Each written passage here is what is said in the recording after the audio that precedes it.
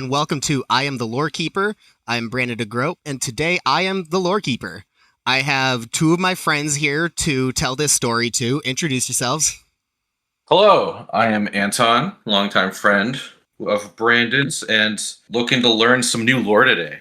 And I'm Mariah. I'm also down to learn some new lore today, and I've known both of these men for a very long time. So I'm going to do my prelude to this one by asking, what do you think dedication looks like? How would you describe dedication?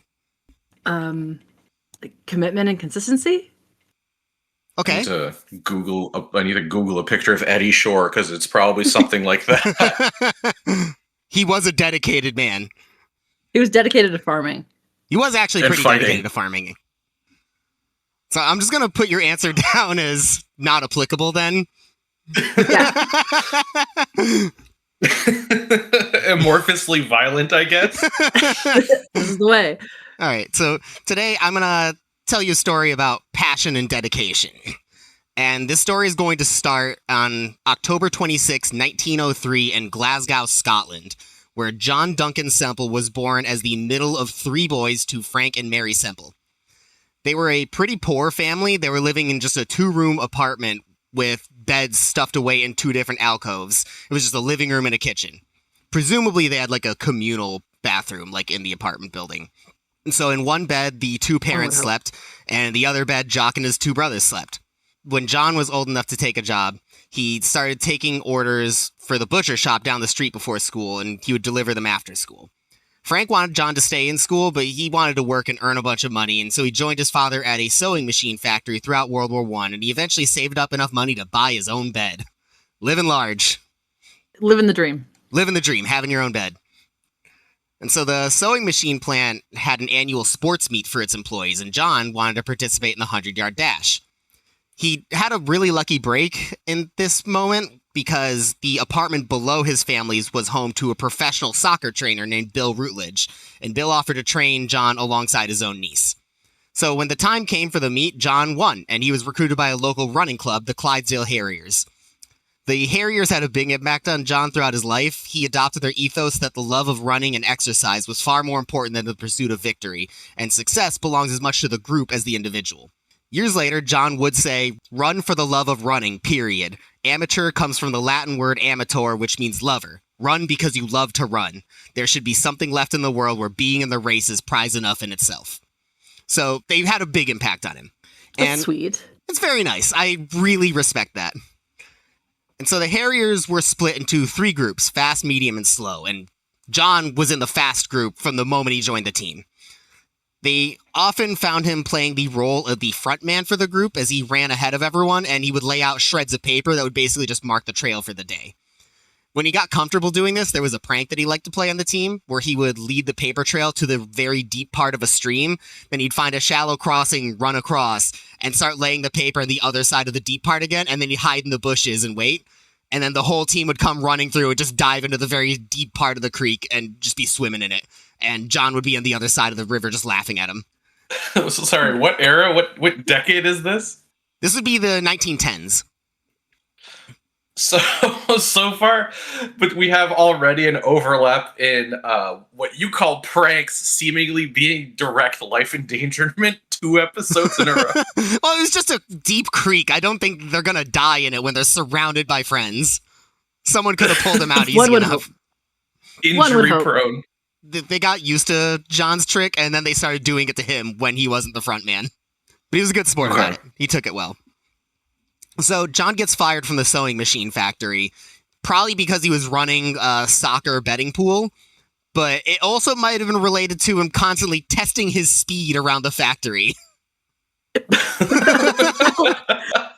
Testing his speed? I've only seen it described as testing his speed, but I can't imagine anything other than occasionally there goes John sprinting across the floor. Or is that eager kid that's like, hey, I bet I could race you across the hall. Hey, you want to see how fast I can get to the other side of the fucking factory floor? Sure, John, sure.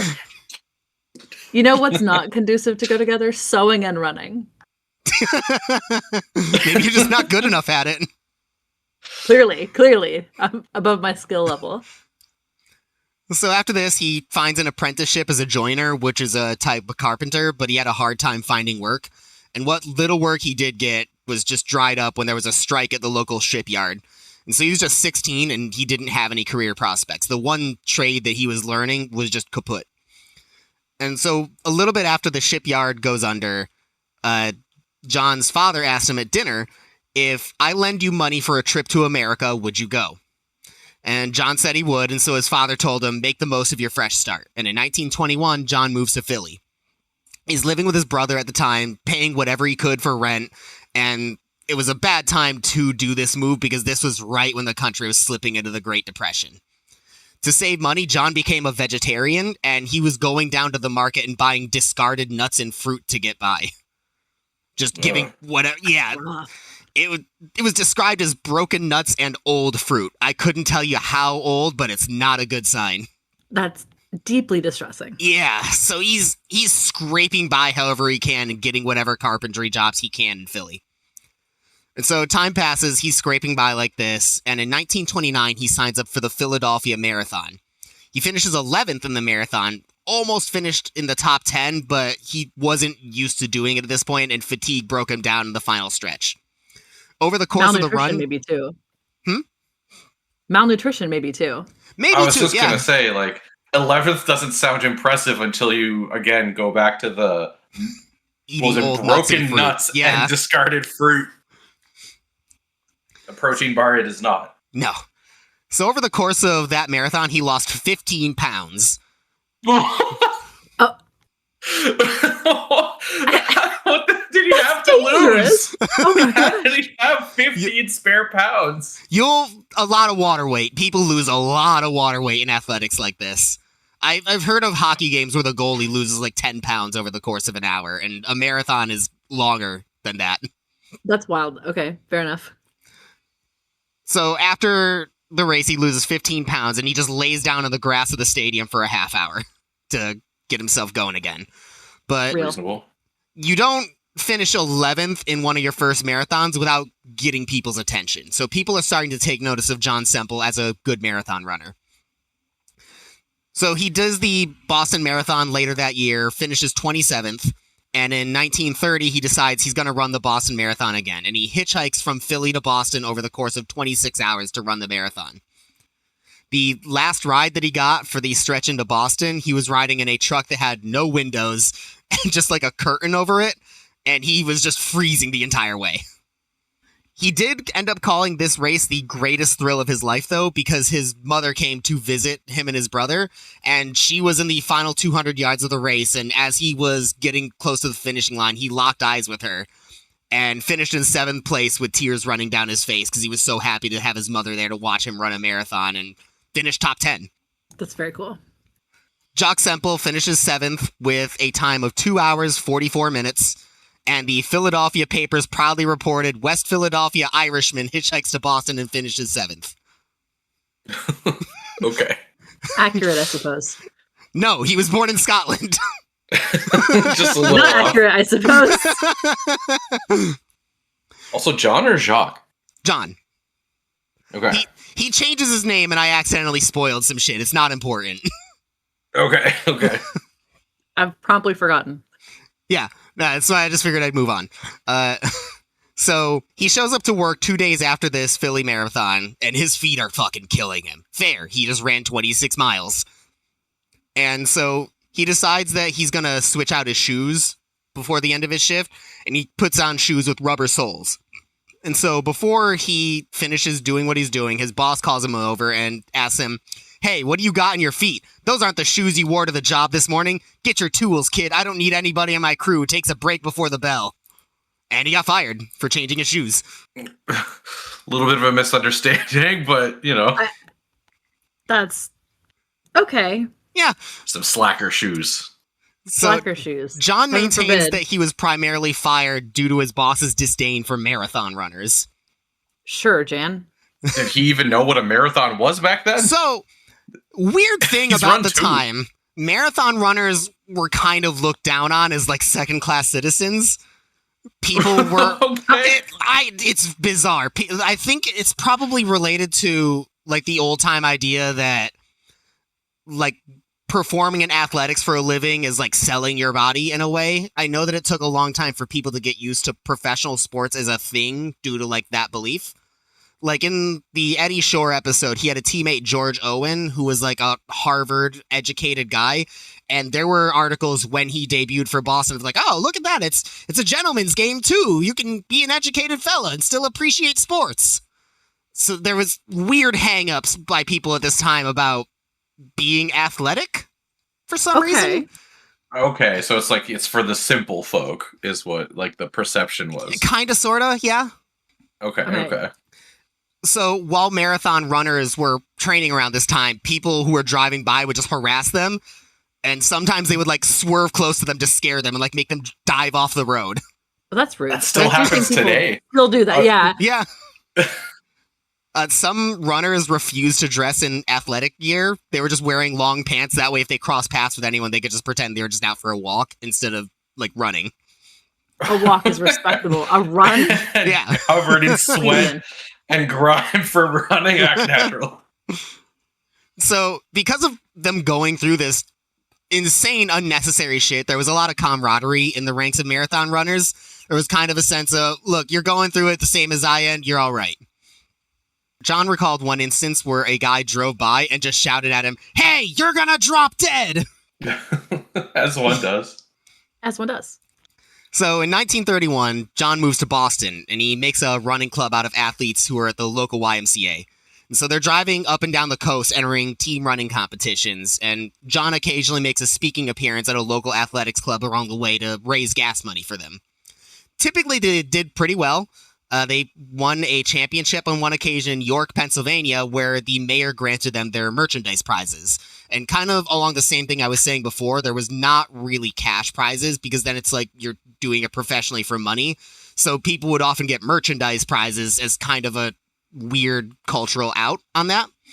Weirdly college football? Okay. Yeah, so they win a running championship in York, Pennsylvania, and the mayor grants the team their merchandise prizes. The first place finisher gets a 500-pound barbell. Practical. I can't. The average runner loves it. Forming properly. It's just like there's no weights on it. It's just the barbell. It just said 500-pound barbell. Presumably, I don't know. You're the weightlifter among us.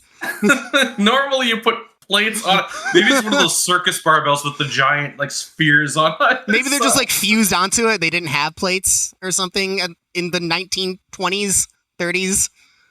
I don't know. I don't know about the development of barbell technology.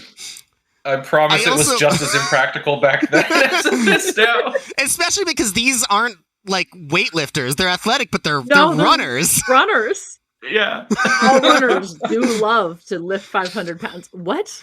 Oh, so the first place finisher got a 500-pound barbell, and second place got a 250-pound barbell, and third place got a 125-pound barbell, and so on until everyone on the team had won their prize. Okay. John said that they all had to sacrifice a week's pay just to get all the barbells back to Boston to sell them. Yeah. That makes a lot of sense. That's such a wildly inconvenient prize. It truly is a punishment. They said, how dare you pick running? Grow up, lift weights. It's like, I'm not a weightlifter, but I feel like 500 is a fucking lot. Even for people in good shape. It is. Like, even 250, like, this is the quick point here. People don't understand the context of the gym because you hear 315 as like the number that where like people really start getting strong, but like the average person can't lift 250 in any of like a squat, a bench press, or a deadlift. So like 500 is insane. They have to use the whole team has to work together to move it. 500 is like you're like in professional territory, basically. Like, yes, there's people that can, but like not in the 1930s. Not marathon runners in the 1930s. Not without a lot of support and training. Not people subsisting on broken nuts. So this is Who did they sell this 500-pound weight to? Who did they sell this 500-pound weight to? I want to know. I presume heavy weightlifters are the only people they can sell it to. I mean, they're around an athletics club, and they were recruited out of the YMCA. I'm sure they know people. Sure, I guess. So this is around the time that what I fucked up and spoiled earlier, John starts going by a different name. Because his running friends start calling him Jock, Baron of Glasgow. He wasn't super fond of the name, but he didn't hate it, and the papers picked it up and ran with it. So now he's just going by Jock Semple. At this time, marathon runners are all trying to find ways to toughen up their feet to endure the stresses of long and heavy running. You don't want soft feet. You're just going to wear you down really quick. But they also don't want to make their feet, like, rock solid, otherwise it's just as bad. So what a lot of marathon runners did was they would soak their feet in salt water. But Jock met a guy who soaked his feet in fish brine because it toughened the feet up without hardening them too much. So while he was writing letters home for 3 nights a week, he was in the middle of his boarding house soaking his feet in a tub of fish brine. You know, if this catches on, maybe I understand trying to like run them off the road. I can't imagine a marathon smells good.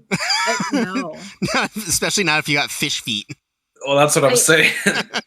And I don't, this is maybe way too chronically online of me, but have you seen that guy who keeps like spraying his hands with like the dog medicine. Yeah. That's reminding me of this. Honestly, yeah. So Fish feet. Brian. So Ew. it's fucking Cook his gross. feet. So in 1932, Jock sets a record in the Pawtucket Marathon, and the Boston Marathon he comes in 10th. And he's got his eyes set on running the Olympics. But when he went home to visit his mother when she was sick in 1923, avoided his citizenship application. So running for the U.S. team is out. He applies to join the British team because he hears that they're running fewer runners than normal. So he tells them, hey, I'm already in Boston. I'm closer to the LA Olympics than the people you're sending. Let me just run for your team. And they declined him. So he figures he's got one more shot, thinks maybe through his Scottish citizenship he can make the Canadian team, because the Commonwealth had weird rules at the time around who could run in the Olympics for them. So he hitchhikes from Boston to Toronto for the Canadian qualifying marathon. On the way, he gets stopped by a cop while he's in the middle of New York, and he tells the cop he's a runner going to Canada. And the cop offers him a cot in the jail cell next to the drunk tank if he wants to sleep indoors for the night. And Jock agrees, so he spends the night in jail. Okay. Yeah, times are different. When you say runner on their way to Canada, I'm like, are you confessing running alcohol to the cop? In It was the 30s. It could have been a problem, maybe. I know that it was more of a 20s thing, but that's where I thought you were going with that. And then he is in jail anyway. Doesn't matter. He's legally in jail. He's in jail as a favor. Okay. So in the morning, the cop offers him a meal ticket at the local YMCA, but he says he doesn't want to accept charity, so he doesn't take it. Which, he did just take the charity of a jail cell. I don't know how it's different. Whatever. You do you, Jock. So he managed to hitchhike and get entirely from Boston to Toronto on just 5 cents, which he needed to cross the bridge. Good job saving money on that one, honestly. yeah, back in my day, it cost 5 cents. I made it from Boston to Toronto with only a nickel in my pocket. Yes, so no in both ways. So in the Toronto Marathon, Jock did super well. 6 miles to go. He's in the lead. And then he's overcome by a bout of diarrhea, has to run off to the side and shit his brains out. And in the last 3 minutes, he falls into 2nd place. And he does not make it to the Olympics. Even off of 2nd place? Limited runner spots, I guess. So stiff competition. Yeah, honestly. Oh, it's the Olympics. So fair enough. Jock had been working as an attendant at the local YMCA at this time, but near the end of 1932, the YMCA is either not able or not willing to pay the $11 a week he's earning. And so Jock is desperate for money. He's looking to join a racing organization run by a man known as C.C. Pyle. They called him Cash and Carry Pyle because his races were almost definitely rigged. Usually, usually the person who won the race was just the person who lived closest. And Pyle would take all of the bets, make sure that the winner was someone who would not screw him on the bets, and then he would skip town before people could complain. So in 1934, Jock is predicted to win the Boston Marathon. And for 16 of the 26 miles, he held the lead. And then he cramps up because he crammed a fat steak down his throat before the race. Got a carbo I feel like load. he knew better. Apparently, The this was fettuccine a Alfredo. thing that a lot of people would do, is just hammer down a bunch of food before the race. But because it was the 30s, they didn't have a good idea of what would be the best food to cram down without cramping or throwing up or whatever. So everyone is usually just slamming a steak before the race, and it did not work out for Jock. Well, that's what I'm saying. Poor fella. As far as the 2000s, that's what I'm saying, with Michael Scott slamming a fettuccine Alfredo before a marathon. That superstition didn't go anywhere. So his reputation for running stuck with him, and in 1935, Jock gets asked to be part of a fatigue study at Harvard by a doctor who's studying fatigue. They have him run treadmills all day, and then he just ends up telling Jock, "Hey, you're in great shape." And Jock's like, "Well, Okay. yeah, I didn't need you to tell me that." Okay. It was not a total waste of time, though, because Jock was given an all-you-can-eat buffet of potatoes and eggs. What a buffet. What Yeah. selection? Yeah, no word Right. on how the potatoes and eggs were prepared. Truly the cheapest options they could have put on. Yeah. All you can eat buffet. I mean, gourmet by Mr. Discarded Fruits standards. True. Yeah, honestly.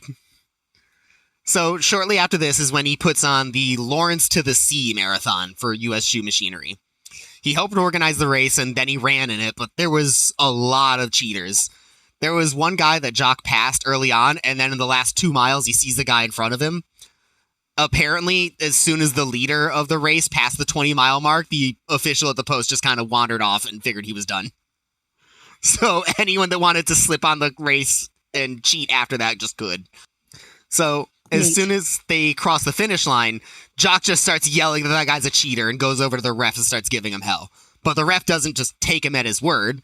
So during the awards ceremony, Jock runs over, grabs the mic, and yells, "This man is a cheat!" He yells, Well, you got it. he yells, "By finishing in the silver medals, he has robbed another man of his silver medal. Instead, that man got a bronze."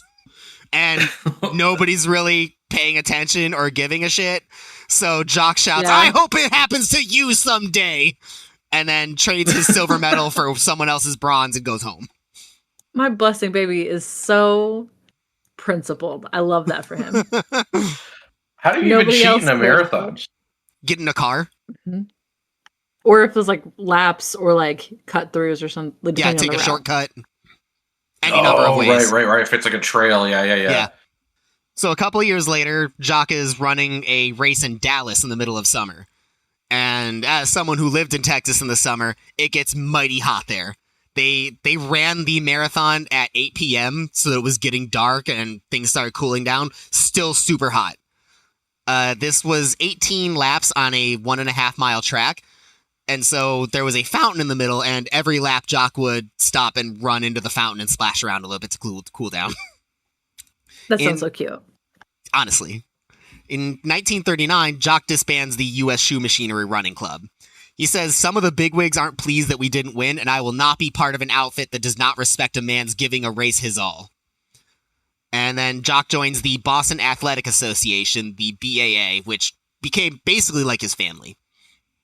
In 1941, the U.S. joined World War II, and Jock runs to his local recruitment office to offer his services, and they reject him for having flat feet. He argues, "These dogs have run almost 100 marathons, and they've carried me around the world the equivalent of 2 times. America's in the war now. I want to fight, and I won't take no for an answer. Besides, who's going to see my feet?" I was gonna say, he's been doing these marathons with flat feet the whole time? That's what you get for soaking your feet in brine. In fish. I just mean, that's pretty impressive. Yeah, Doesn't that hurt? probably. Man's just trying to be fast. He's not worried about the pain. He's trying to be principled and fast. Well, not even just fast.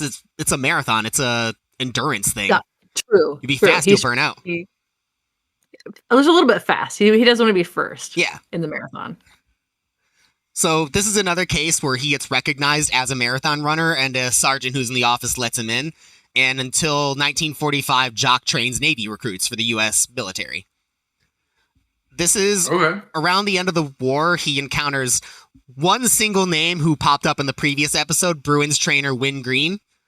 And Win Green tells him basically, hey, physiotherapy is super easy. You just rub people down, easy degree, and you'll do pretty good for yourself with that.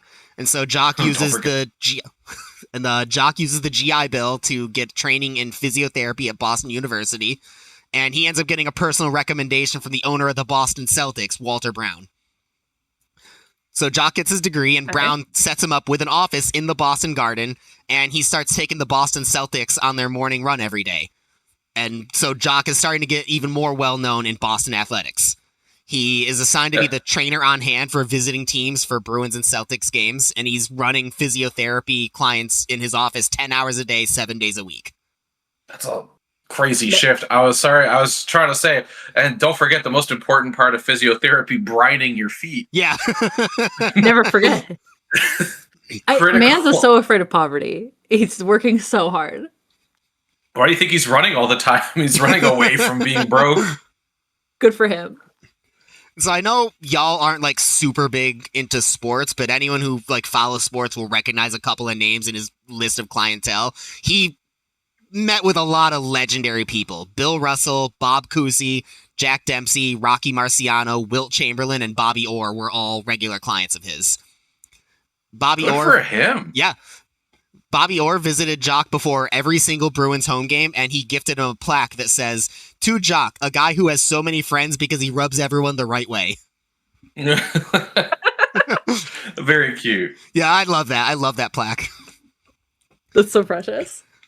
Jock, as I said, occasionally the trainer for opposing sports teams. And so at one point, he's courtside at a Boston Celtics game. And Boston coach Red Auerbach is giving the referee hell. The referee's name is Jacko Collins, and because there is a basket that he disallows in a close game. And so Auerbach gets ejected, and this is when Jock himself, who is the trainer for the opposing team, rushes the court and demands an explanation over why the other team's coach hadn't also been ejected for a similar outburst. Principled. I love him. Very principled man. Also, Jacko? Yeah, Jacko. Jacko it's Collins. Not O'Connor? Or no. Collins? I thought it was O'Collins. No, Jacko Collins. Okay. Not Jack O'Collins. Like, yes, every name is made up, but, you know. Some of them are more made up than others. So, Jock gets calmed down on the court, but he goes into the locker room later, and Collins follows him and tries to strangle him for his outburst in the court. And a player from the Syracuse Nationals has to pull them apart. So Collins goes into the referee's dressing room, and then Jock follows him there, and he shouts outside of the door, "You can't do that to me, Collins! You can't do that to me!" And that's when Collins swings the door open and tries to strangle Jock again. Again. And they get pulled apart again, this time for good. So in 1953, Jock is approaching 50 years old, and he runs his last marathon in Philly, at which point he becomes the co-director of the Boston Marathon and threw himself completely into the BAA and the race that he loved. Jock did almost all the clerical work for the marathon. If you applied for the race, your application probably went through him. He would end up insisting that running the Boston Marathon is much harder than running the Boston Marathon. Right. Okay. So for years, he would show up, he'd run a mile in the stands at the Boston Garden just to do his morning exercise, head to his office, stuff a cheese sandwich behind the radiator to keep it warm, then get to work answering phones for the marathon and massaging clients. He did not have a lot of patience for people who did not seem fully committed to the marathon, and having a short temper to match it, unprepared callers would often be on the receiving end of an angry Scottish tirade. Quote, Excellent. "The infernal device now rings from morning until night. Every time I get my fingers into a patient's sore muscles, another imbecile calls up with some new bloody question. The blasted phone in my clinic never stopped ringing. Some joker would want to know if we were going to have better facilities this year. I'd say, just put your gear in a bag and into the truck at Hopkinton, you'll get it at the end. Then he'd want to know about the facilities." I'd say, "What facilities? You mean hotels and that?" "No," he said, "well, you have toilets at the start." I hung up on him. I told him to look for the second tree on the left or some such tactful remark. Jock was So once impactful remark. I love it.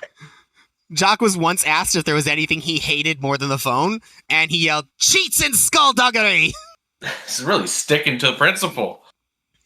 Honestly, valid on the phone.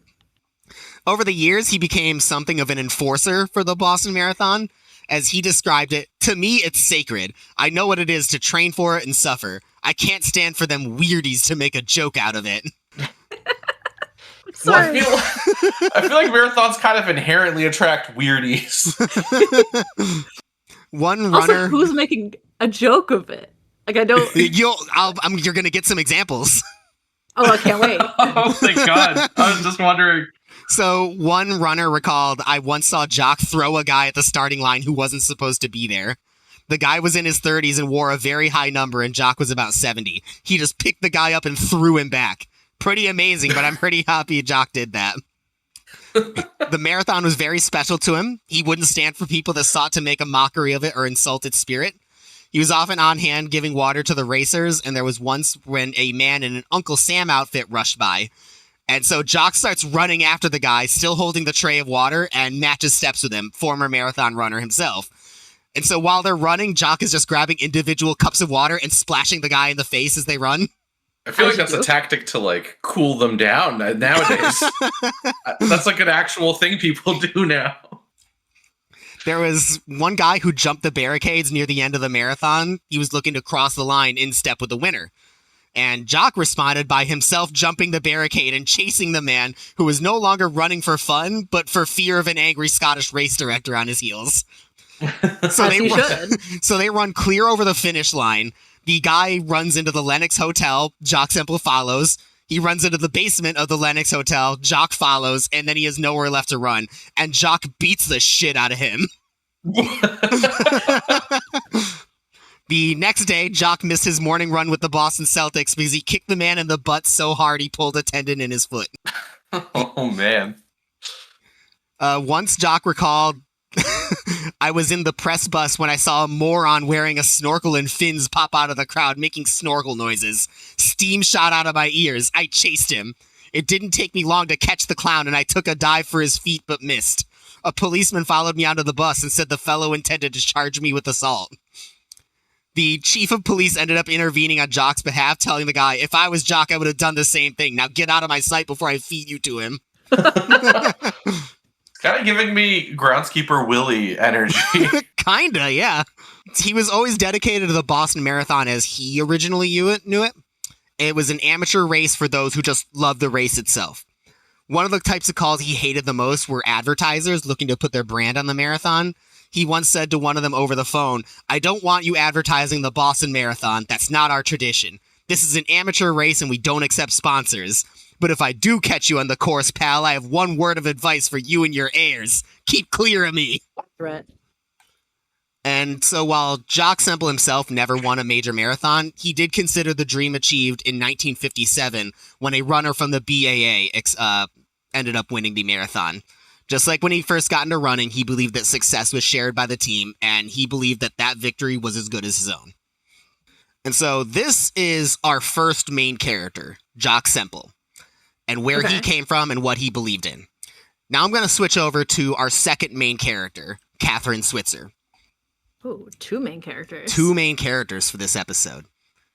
So Kathrine Virginia Switzer was born in Germany in 1947, while her mother was visiting her father, who was stationed overseas in Germany after World War II. When she was 2, they moved back to Northern Virginia, and she started attending school there. As a kid, Kathrine wanted to be a cheerleader, mostly for the social clout that we all know cheerleaders get, but her father convinced her that wasn't the life she wanted. He told her life is for participating, not for spectating, and he urged her to join the field hockey team instead. She said she didn't know how to play field hockey, but he told her if you run a mile every day, you'll make the team on conditioning alone. The rest will fall into place. And she quickly learned that she loved running. It was more of a hobby to her than a training regimen. She called it her secret weapon, as something that will help her everywhere else in life. She made the field hockey team. She made the field hockey team very easily. The running advice worked out, and she followed the role model of the goddess Athena, which she noted was because there really weren't any women athletic role models to have. She had to go with some sort of goddess. Good for her. But also, like, that's Kind of sad. Yeah. Which kind of leads into the next point that women's sports were very restrictive at the time because of batshit insane perceptions of the weakness of women. They still are. Yeah. They still are, Brandon. I believe it. So she joined her school's basketball team, but women's basketball of the day was unique and weird. They played a modified 6 versus 6 version of the game where there were 3 women on each half of the court and you weren't allowed to cross halves of the court. Like if you were on the offensive side, you only played offense the whole game and vice versa. So we were getting some half-court shooters. Yeah. They did it like this because, you see, if women took too many jump balls, their uterus would fall out. It's more likely than you think. I didn't realize that was a thing that could happen. Yeah, that was. So you got to be careful. Yeah, don't go jumping around too much, Mariah. I have a pen and pad. Like, are you taking notes? You got to be ready. I'm never ready for my uterus to fall out. Few of us are. So Kathrine goes to Lynchburg College, and she knows that while a mile a day was good enough for high school sports, it wasn't going to get her through college sports. And so she amped up her training regimen. Once again, she shows up, and she's instantly one of the best field hockey players on the team just for running. And so she also starts running track with a friend from the team and starts going to track meets. So one day, her practice run is winding down, and she notices the men's track coach watching her with a stopwatch. She finishes up, and he asks her, "Can you run a mile?" And she goes, "I can run 3 miles." And the coach tells her that of the 16 guys on the team, only 2 of them could run a mile, and that if she joined the team, she could earn them a lot of points and help out. So, as with all of Jock's teams, this track team was very supportive of Kathrine joining them. They had all been through a lot of unnecessary shit as runners, and they're just happy to see another person joining. People outside of the team assume, well, she's got to be fucking one of them. There's no way she's just on the team otherwise. So when the time comes for their first track meet, a bunch of reporters show up to talk about the girl who's there. She's the talk of the meet. She finishes last, but she gets her team the points just for finishing. And then after the track meet, she shoves her shoes into a pair of high heels and goes and takes part in the Miss Lynchburg beauty pageant. Fucking badass. Oh, it's a regular day. A regular old day. It's like the meme. You got a marathon at 9, but a pageant at 10.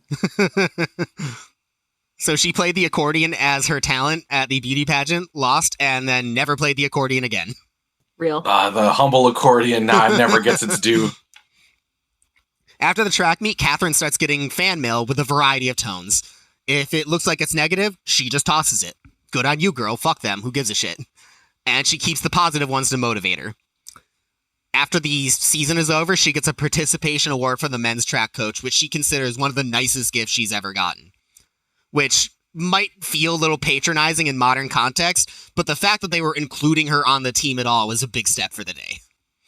Yeah, like at the time, like to be acknowledged as like, you did the work. So after a short time at Lynchburg, Kathrine transfers to Syracuse University and she joint majors in journalism and English. But she's got other ideas. The second she arrived on campus, she marched down to the men's athletics office to get a spot in the track team. The coach recognized her from a Sports Illustrated article about that track meet. And he tells her that NCAA rules prevent women from being on the men's team, but she was welcome to train with them. She asks how the team gets to the training area, and he says, well, they run there. And when Kathrine leaves the office, she overhears the coach saying, guess they got rid of her. But he didn't. She shows up for the track team. She shows up to run with them and train every day. And she ends up forming a friendship with the 50-year-old team trainer, Arnie Briggs. Arnie runs with her every day, partly out of genuine support and partly because she is one of the slower runners and he has a World War II parachuting injury that makes it hard for him to keep up with everyone else. So he runs alongside with Kathrine and they make conversation often.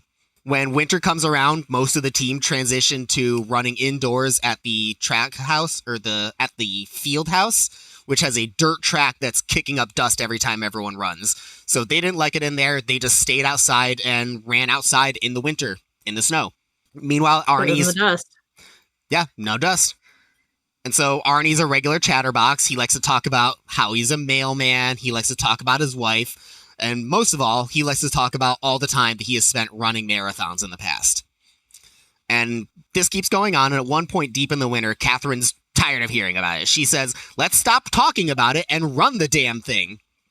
Arnie explains, well, women can't run a marathon. He didn't intend to do it in a condescending way, just as a matter of fact, this is what I grew up and learned. Everyone knows this. Women can't run a marathon. And so that's when Kathrine goes, I've run 10 miles with you. And he goes, well, 26 is a long way from 10. They argue about Bobby Gibb, who was a woman who would run in the marathon, but she didn't start on the starting line. She wasn't an official entrant. She hopped in about halfway through. They go back and forth, and Arnie wants to just shut up and get back to running. But Kathrine stresses, I will not run with you anymore unless you admit that a woman can run a marathon. Eventually, she gets Arnie to say, if any woman could run a marathon, I believe that you could. If you showed me in practice that you could run the distance, I will be the first person to take you to the Boston Marathon. The Boston Marathon is 3 months away, and Arnie immediately gets to business and starts talking about a training plan. So Kathrine had kept her plan to run the marathon a secret. She wasn't fully sure it would happen, and she didn't want to be that kind of person who hypes up a big project, has a friend ask about it, and then has to explain, oh, I didn't actually do it. She's determined not to let the news slip until she knows this is a thing that is happening. She starts running 6 to 10 miles every weekday with Arnie, and on the weekend, they do a long run that's going to get longer every week. Arnie starts getting a lot of grief about training with her, even without the knowledge that she's going to run the Boston Marathon. People are telling him, oh, it's too bad what's going to happen to her, because there was a weird myth that heavy athletics would defeminize someone. Well, the uterus falling out. Yeah, that would definitely contribute. Mm-hmm. So a lot of people were telling Arnie, hey, what do you think you're doing with her? People were saying, like, oh, you're going to turn her into a man. Just insane shit. Really, yeah. Arnie didn't talk about it at the time, but years later, Kathrine found out that his wife was giving him a lot of trouble, too, for running with a young, athletic woman. Some drivers were, again, swerving really close to make them dive off the road, continuing the long car tradition of being a dick to runners. And by the end of March, Kathrine and Arnie are up to 18-mile runs, and they'd cleared that threshold a few times.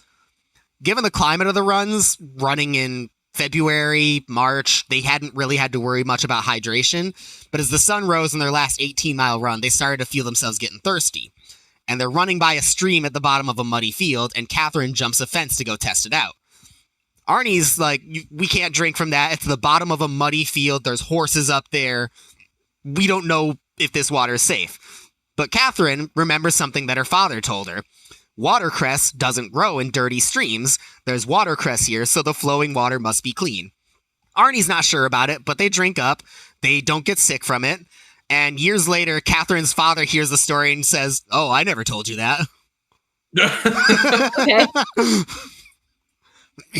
Heard it somewhere. Yeah.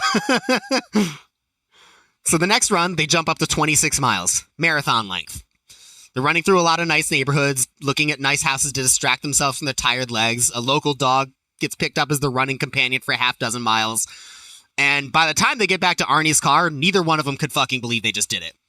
Arnie couldn't believe that Kathrine had actually managed to run 26 miles. Until very recently, he literally did not believe it was possible for a woman to do this. He is exclaiming... They're friends. Yeah. Like surely... never mind. I'll get to that later. When it's finally in front of him, he's able to admit it. But like, you underestimated her the whole time. You're supposed to be her friend. So what did you think was going to happen, Arnie? So Arnie's excited. He's saying, you're going to do it. I wouldn't have believed it. You're going to do it. Kathrine is amazed because she didn't even feel tired. She thought it was super anticlimactic the way they just wound back up to the car. And she asked, can we do another 5 miles? And Arnie's like, yeah, we can. So they do another 5-mile loop, and they get back to the car, and Arnie collapses in her arms as Kathrine hugs him and shouts, we did it! We're going to Boston! So the plan is on. They've done a marathon length, and now they're going to go to Boston. Arnie is well known to a lot of the students in the area because the campus is on his mail route. And so there's at least one occasion where he can't contain his excitement. He drops off a couple of students' mail and just says with no prompting, "Women have hidden potential in endurance and stamina," and then just goes on his way. Okay. It's like, I mean, it makes sense. The thing I was about to say was, it's like they think women are like a different species from human, but I guess it was the 50s, so like, yes, that was what they thought. And boy, is it nice to just see how excited Arnie is to be proven wrong. So Kathrine tells him that she doesn't really want that kind of attention before they go and do it. And Arnie's just like, "I'm sorry, I'm just so proud of you. I can't hold it in." And she convinces him to just stay quiet until they actually run the Boston Marathon. So the next Tuesday, instead of running, Arnie and Kathrine get together to fill out her application for the Boston Marathon. Kathrine's asking, why do we have to do this at all? What if they reject me? What if they see that I'm applying and I'm not welcome? And Arnie pulls out an American Athletics Union rule book, and he pulls an Airbud telling there's no rule against women running the marathon. Says that this is a serious race. The BAA officials take this very seriously. Registration is in your best interest, so they know that you are taking it seriously. So Kathrine fills out her application. She does it under the name KV Switzer. She liked to use her initials because her name, Kathrine, is spelled Kathrine, and people would often spell it with 2 E's. So just to get out in front of that, she would often just write her initials. So she wrote KV Switzer, enclosed $3, and went to go to get a physical to prove that she was fit. And she was feeling good enough about her plan that she told the doctor while she was getting a physical, and the doctor told her, "It's a great thing you're doing. Good luck." So 1 week before supportive. The doctor and all of the runners. Yeah. So I see a Scottish sounding wall. I think she's going to run into shortly from the sounds of it. So 1 week before the marathon, an application arrives at the office of Jock Semple. His assistant Tony is the one that sees it, and he realizes the registration is invalid because they didn't write their full name. They just wrote their initials, KV Switzer. Tony brings it over to Jock and tells him to take a look at it, but Jock is super busy with a bunch of clients and with a bunch of phone calls, and he says, "What the heck, Tony, leave him in. I've already sent him a number. We're never going to see the imbecile again anyway." Oh. So, in her Great time... respect for other runners. Yeah. So in her time at Boston, Kathrine met a man known as Tom Miller. Tom is a hammer thrower, and he's training to join the Olympics. And he won her over with his work ethic. 3 weeks before the Boston Marathon, they met and had dinner, but he was always kind of dismissive of her athletics. He was asking her, "Oh, how's your jogging going?" He didn't really take her as a runner all that seriously. And so they meet, and he asks her again, "Well, how's your jogging going?" And she figures this is a good time to spill the beans, and she tells Tom she's going to run the Boston Marathon. Tom does not believe that she can do it. He's trying to explain, "Oh, don't you know how long a marathon is? You can't do that." And Kathrine tells him she had already done a 26-mile run. And so they sit there in a little bit of silence while he processes this, and the silence is broken by Tom saying, "Well, if any girl can run a marathon, I can do it too."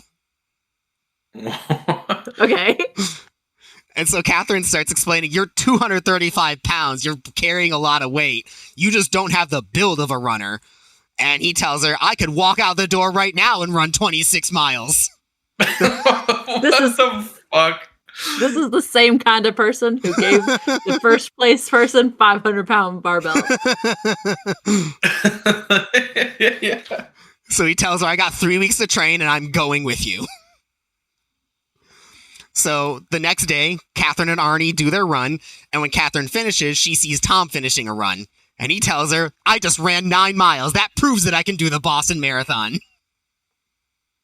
Notably, 9 is about a third of the marathon's length in mileage. Does it prove that? He was 100% thinking, like, I could do this 3 more times. Yeah. Well, I guess 2 more times, but still. He's like, "This is almost half. It's good enough." So Kathrine is just impressed that he could run that long without practicing at all. And she agrees to let him run and stresses the plan that the 4 of them have. It's going to be Arnie, Tom, Kathrine, and another runner from the team, John Leonard. And they agree that if any of them fall behind, the others have to finish. Someone from the group is going to finish. So the time comes, and April 18th, 1967, the gang drive to Boston. And when they prep for the race the next morning, it's 34 degrees. Kathrine and John wait in the car while Tom gets his physical and Arnie gets their numbers. So Arnie comes back, gets John and Kathrine their numbers, and they're just sitting there waiting for Tom. And they're starting to warm up. And people start to notice there's a woman among them. And much like all the other runners up to this point, they're all very supportive of Kathrine. They're all very excited to see her there. A lot of people are saying, hey, it's great to see a girl here. Some people are asking, like, oh, my mom, I want to get her to start running. Do you have any advice to get her going? Very, very supportive of her. Very cool. And so this is when Arnie can't hold back his praise anymore that he'd been holding it, and he's just blustering about how proud he is of her and everything. And about an hour before the race starts, Tom shows up, and he is in a bad mood. Quote, "Stupid jerks. They weren't going to let me run. Said I had higher than normal blood pressure. Of course I have higher than normal blood pressure. I'm getting ready to run the goddamn Boston Marathon. What do you think, you asses?" Nothing to do with being 235. Nothing. Not a single thing. So the doctors tell him that he probably shouldn't run, but it's his call. But they do not recommend it. And so they all wander towards the starting area, and Tom says to Kathrine, "God, you're wearing lipstick." And she's like, "Well, yeah, I'm wearing lipstick. What's the problem?" And he's like, "Well, someone might notice you're a girl. Take it off." And Kathrine says, "No, I'm not taking it off." They get shuffled over towards the starting area. Race officials check Kathrine's number, and they don't say anything. So everyone feels like they're in pretty good shape. The starting shot goes, and they all start running, and Kathrine Switzer is the first woman officially running in the Boston Marathon. As they go, there's a lot of positive encouragement that keeps up with the runners, and people start paying attention to Kathrine, Arnie, Tom, and John as they make their way through the initial stages. Then on the press bus, a sports writer sees Kathrine, and he can't believe what he's looking at. And he yells to the back of the bus, "Hey, Jock, come look quick! You got a broad in your race!" So Okay, and? So Arnie had a point that there was nothing in the marathon rules that banned women from participating. But Jock knew that there was a general AAU rule that women were not allowed to run more than 1.5 miles. A rule that was instituted, of course, to keep the uterus from falling out. Ah, there Have it is. that. Welcome back.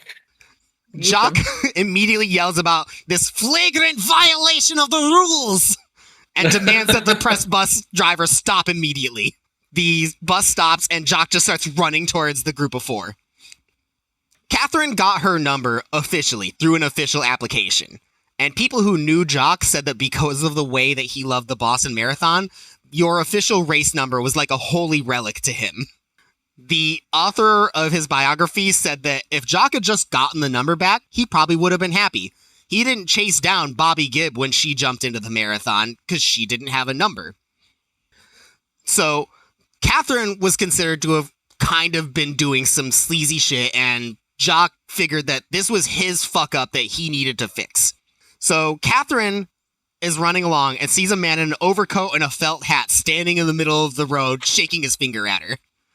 And she does not understand what his deal is. He tries to grab her hand as she runs by, but he just gets a fistful of glove. And then they keep going by. The man that Kathrine doesn't know has her glove, and then she hears the thudding of steps and asphalt behind her and sees former marathon star Jock Semple running at her. He catches up, grabs her with one arm, and tries to reach around and grab the numbers off her sweatshirt with the other as he yells, "Get the hell out of my race and give me those numbers!" So Jock misses his swipe, and Kathrine's not thinking about pacing herself for the marathon anymore. Now she's just thinking about getting the fuck away from this crazy Scottish man. Definitely. He's also in his 50s at least, so that's impressive. He is 64 at this point. Okay, yeah there we go. So Arnie catches up to the two of them and pleads for Jock to stay away, and he starts yelling, "Leave her alone, Jock, I've trained her. She's okay, leave her alone." Jock yells, "Arnie, stay out of this!" And Kathrine... They know each other? Yeah, Kathrine's just like, these guys know each other? Because Arnie had been running marathons for a long time. Who else do we know had been running a lot of marathons around the country for a long time? Jock Semple. It's a small community, I guess.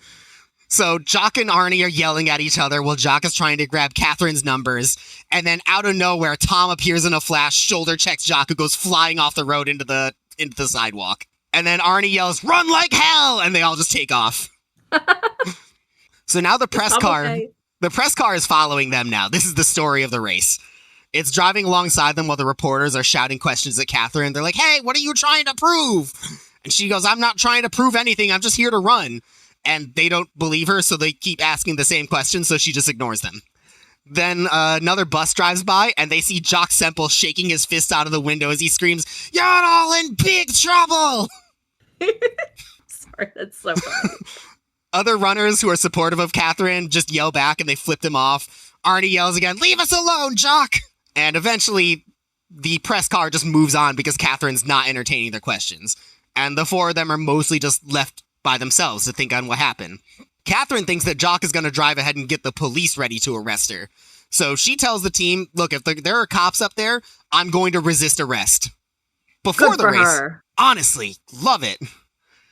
So before the race, the plan was that if any of them slowed down or fell behind, the rest moved on. Someone on the team would finish. But with what just happened, Kathrine isn't thinking about falling behind anymore. She tells Arnie, "I'm not sure where you stand in this now, but no matter what, I have to finish this race. Even if you can't, I have to, even on my hands and knees. If I don't finish it, people will say women can't do it, and they will say I was just doing this for the publicity or something. So you do whatever you need to do, but I'm finishing." I mean, she's so real for that. That is truly what people will think. And all she wants to do is run. She's not trying to take a stand for something, but she rises to the occasion, I hope. I was going to say, they still say that now about doing it just for the publicity. Heaven forbid women have a hobby. But the thing, like, you don't just casually run a marathon. No one's running a marathon. Running for the publicity. Marathon for the publicity. Unless I guess you're John knows that. Unless I guess you're Tom. Listen. Tom is a delight. So Arnie focuses up and tells everyone, "Slow down, pace ourselves a little better." He understands that Kathrine has to get through this. So they settle down, they shake off the nerves, they get into a groove, and then Tom speaks up. "You're getting me into all kinds of trouble. I've hit an official and now I'll get kicked out of the AAU. I'll never make the Olympic team and it's all your fault." Kathrine is pissed off because this is a really shitty time to start this argument with your girlfriend. Definitely. She reminds him, "You're the one who hit Jock, not me, and no one told you to do it." To which Tom replies, "Oh, great, yeah, thanks a lot for nothing. I never should have come to Boston." Okay. And also, you're 235 and not making it to the Olympics. No longer a delight. So then Kathrine tells him, "Yeah, it was your idea to come to Boston, not mine." And she's trying to keep her voice down so they're not having a fucking argument with each other in front of runners and spectators in the middle of the Boston Marathon. And Arnie tells him, that's not an unusual experience, arguing with your significant other in the middle of the Boston Marathon? No. I thought that was what everybody did. Great time to have a couples counseling session, honestly. And so Arnie tells the two of them to knock it off. And this is when Tom yells, "I'm never going to make the Olympic team and it's all your fault." And then rips his numbers off, tells the team they run too slow for him, and just takes off ahead. Mr. I've ran 9 miles before. Kathrine's really fucking upset because this is a really shitty time for your boyfriend to start an argument with you and be an asshole. It's not about you, Tom. They are 6 miles into the 26-mile race at this point. And the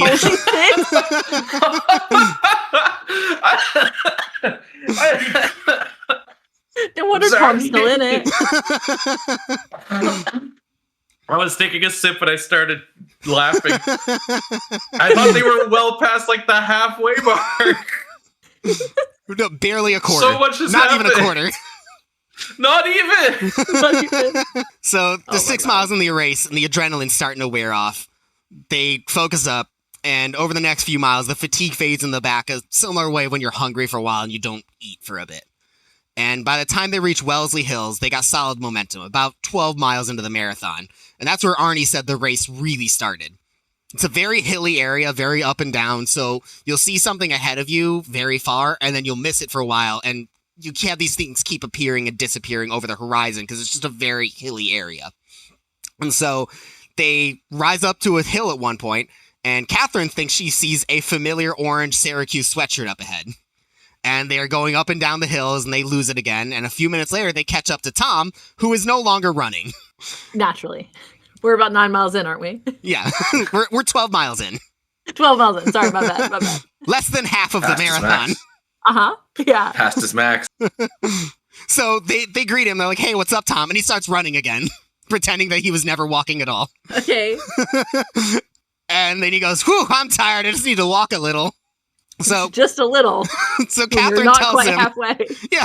So that's when Kathrine tells him pretty much that. It's like, you've got a lot of road ahead of you. So we can't slow down for you. The group keeps jogging ahead of Tom, who's just not able to catch up. He asks Kathrine to walk with him for a minute, but she knows that if she loses her momentum, she's not getting it back. She tells him that I can't slow down for you. And Arnie reminds her that she shouldn't do it anyway. So Tom tries to get up a burst of energy, jogs for a couple strides, and then loses it again. He's back walking again.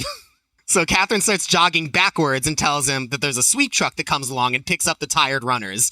But she remembers all the demeaning comments that he made, and she couldn't help but reiterate that, since he's such a talented athlete, Tom will probably catch up and pass everyone again.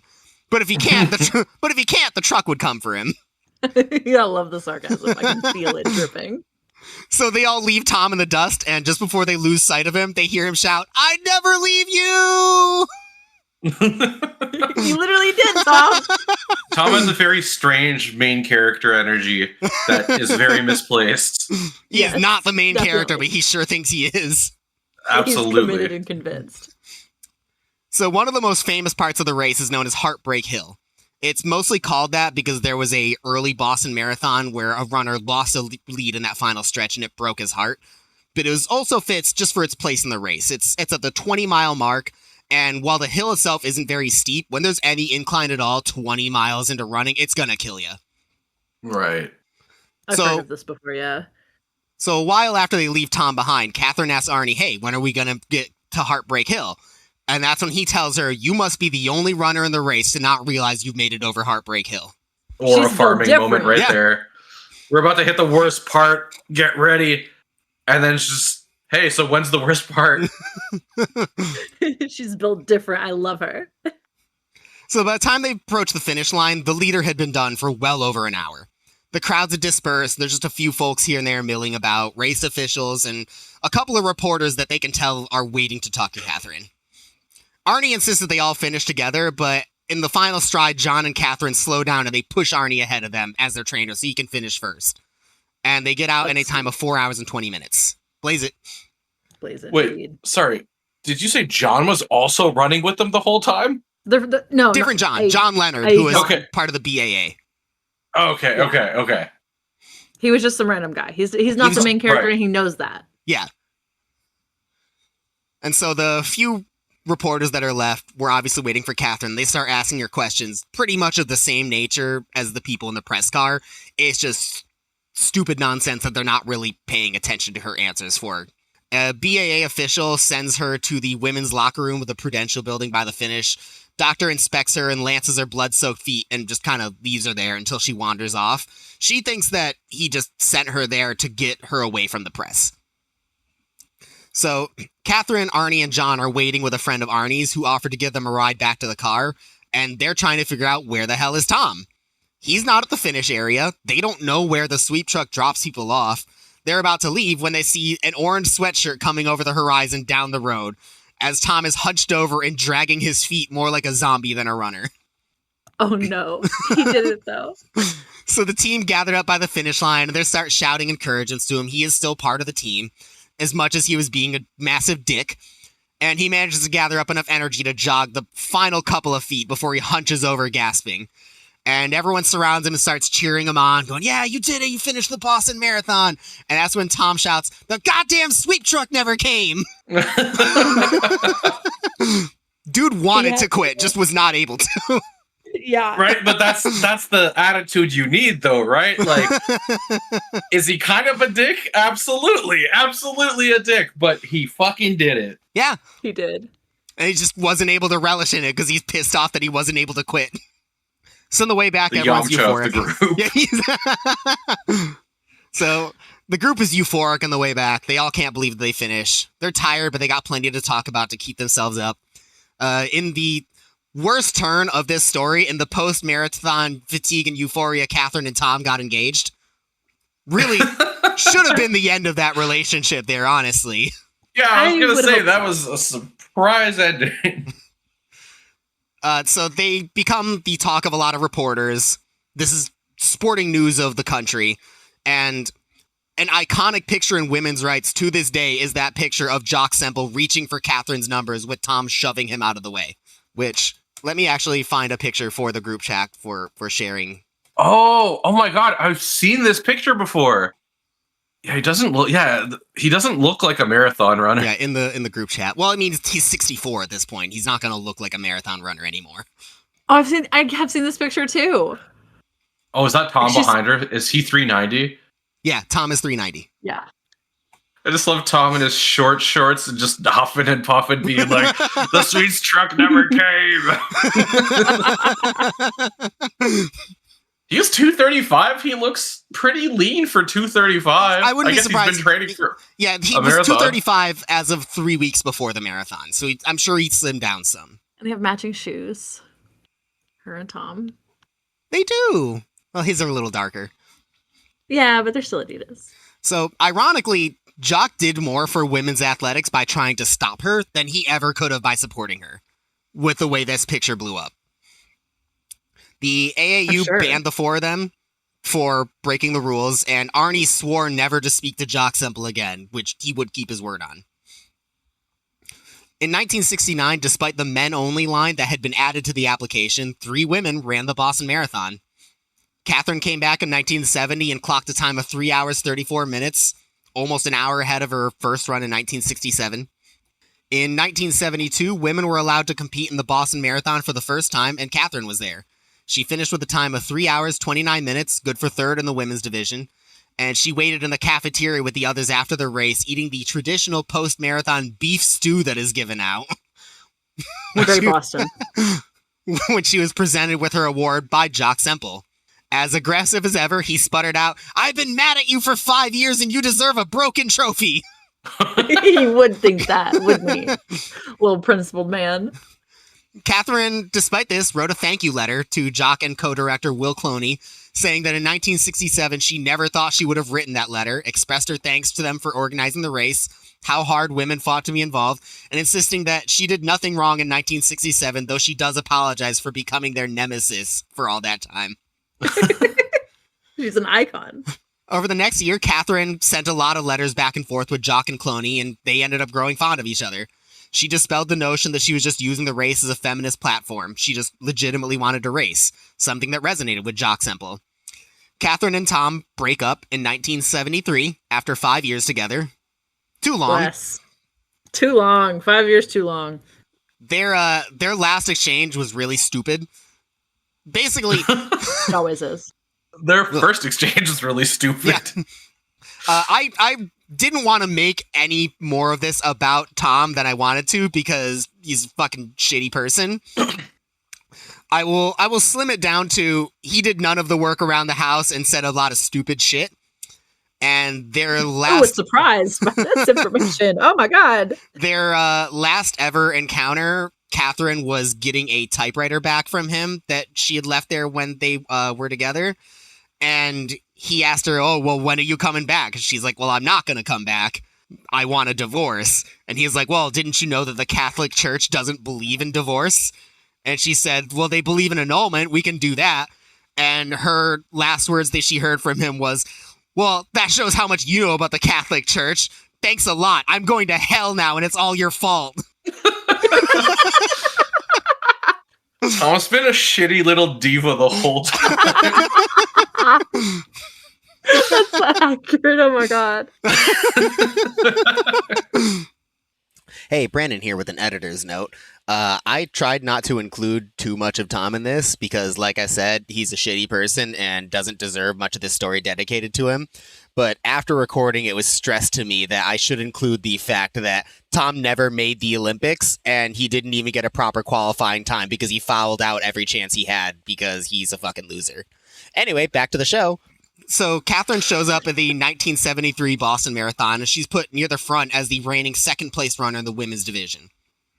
Jock is at the front policing all the starting line. And when he gets near Kathrine, he grabs her by the shoulders, whispers, "Come on, lass, let's get a wee bit of notoriety," and kissed her on the cheek. She considered it his way of apologizing. In 1978, Kathrine helped organize the women's-only Avon Marathon in Atlanta on the road to getting the women's marathon into the Olympics. And for the press conference announcing it, she brought out, quote, "the man who, in spite of himself, has probably done more for the women's marathon running than anyone else in the world, Jock Semple." I can hear the sarcasm again. She's so good at it. That one was honestly serious. They worked together a lot. You can hear it. You can hear it. So around this time, Joe Catalano is racing the Boston Marathon, and his girlfriend, Patty Lyons, is riding in the press car to watch him. She knew about Jock and his reputation, but Joe said, "It'll be okay for you to ride with him." At one point, Jock stops the bus and gets out to give water to BAA runners, and Patty takes this chance to take a picture of Joe, and Jock whips around and snaps at her, "Don't bother the runners!" Okay. She recoils a little bit, calms down, they drive for a little bit again. She takes another picture, and Jock again turns around and yells, "Don't bother the runners!" Incredible. And then she yells back, "I'll do whatever I damn well please." Yeah, she will. And then the rest of the bus ride, they just rode in silence. So Patty had been running with Joe while he trained, and one day, Jock asked for him to bring up the girl who's been running so well. Because he heard rumors around town of a woman that could run a 2:53 marathon even though she just quit smoking and had been training for less than 6 months. But he didn't know who he was asking to see. Joe didn't want them to fight again, so he just goes, "Oh, she has an injured hip." But Jock's like, "All the better. I run a physiotherapy clinic. Bring her by and I'll fix her right up." So Patty enters the office and Jock immediately recognizes her, just prompts her onto his massage table, gets to work on her hip, and they start talking. Patty got off the table good as new, and officially Jock Semple became her trainer. In 1980, on Jock's 77th birthday, Patty Catalano became the first woman to run a marathon in under 2.5 hours. She looked into the NBC cameras and said she did it for Jock Semple as a birthday present. Jock was watching TV in his office that night, and he shed a tear of pride for his student. Patty later said that she and Jock didn't talk about how they cared for each other, but they did feel it. For 50 years, Jock Semple worked 10-hour days, 6 days a week at his office working on clients. For a couple decades, he did it every day, saying that he got lazy by taking Wednesdays off. He and Kathrine kept in touch over the years. In his late 80s, Jock Semple got pancreatic and liver cancer, and Kathrine kept visiting him where he got treatment, supposedly being one of the last people to visit him. He died in Peabody, Massachusetts at the age of 88. In the words of Bobby Orr, "What more can I say about Jock Semple that hasn't already been said? He yelled a lot and we all loved him." Today, accurate. Today, Kathrine Switzer is a women's rights activist, author, and TV commentator, winning an Emmy in 1984 for her coverage of the Olympic Marathon. In 2011, at the age of 64, she ran the Berlin Marathon and the Mototapu Off-Road Mountain Marathon in New Zealand. And in 2012, Kathrine Switzer was inducted into the National Women's Hall of Fame in Seneca Falls, New York. Hell yeah. And that is episode number 3. Very cool. Was Googling her. Yeah, she's 79 right now and still does a bit of running and still does, event hosting and stuff. I remember the first time that I heard about this story, though, before I really started digging into it. And I thought, oh, man, fucking Jock Semple, what a sexist asshole. And then I start digging into it more. And it's like, no, I think that guy just really cared about the rules. I think he just cared way too much about the rules. Not that I'm diagnosing somebody that I've never met and who is dead, and I would never. But like something so like autistic coded about this man. All he wants to do is run and care about the rules. Deeply care about the rules in the running. Look, as I was thinking of what my real answer is when I pictured determination and principle, I realized it's someone who doesn't love to win, but someone who hates to lose. And you can't really hate to lose if you're not following the rules. But like, oh my god, this. Well, sorry, just dropped something. So funny. Yeah, sorry, I was putting my notebook back on my other desk. I was taking a few notes as we were going, but Jock would have been a menace at Magic the Gathering. Oh my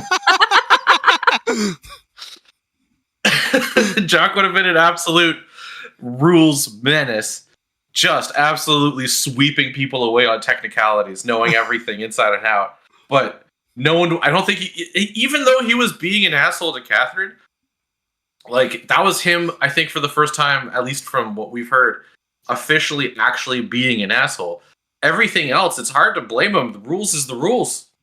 Rules is the rules, and he's the arbiter of the rules for the Boston Marathon. Kind of excess about it at times. You didn't need to beat the shit up. You didn't need to beat the shit out of a guy in a basement of a hotel, but no, he's a little excessive about that. That's okay.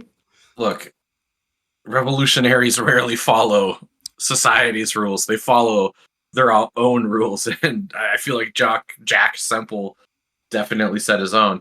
I mean, he created the damn thing. I feel like he's allowed to, be very passionate about it. But I love the hustle of coming out against the. Hey everyone, Brandon here again. Thank you so much for listening to episode 3 of I Am the Lore Keeper, centered on Jock Semple, Kathrine Switzer, and their meeting at the 1967 Boston Marathon. I just had 2 sources for this one: Jock's biography, Just Call Me Jock, and Kathrine's autobiography, Marathon Woman.